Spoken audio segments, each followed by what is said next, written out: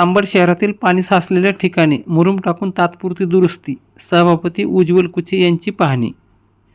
जालना जिल्ह्यातील अंबड शहरात मागील 2 दिवसापासून सुरू असलेल्या पावसामुळे विविध भागातील रस्त्यावर पाणी साचून नागरिकांना मोठा त्रास सहन करावा लागत होता. याची दखल घेत अंबड नगर परिषदेचे सभापती तथा प्रभाग क्रमांक 2चे नगरसेवक उज्ज्वल देवीदास कुचे यांनी संबंधित ठिकाणी प्रत्यक्ष भेट देऊन पाहणी केली. पाहणीनंतर नागरिकांच्या अडचणी लक्षात घेऊन पाणी साचलेल्या ठिकाणी तात्काळ मुरुम टाकून रस्त्याची तात्पुरती दुरुस्ती करण्यात आली. यामुळे नागरिकांना काही प्रमाणात दिलासा मिळाला असून वाहतूकही सुरळीत करण्याचा प्रयत्न करण्यात आला आहे.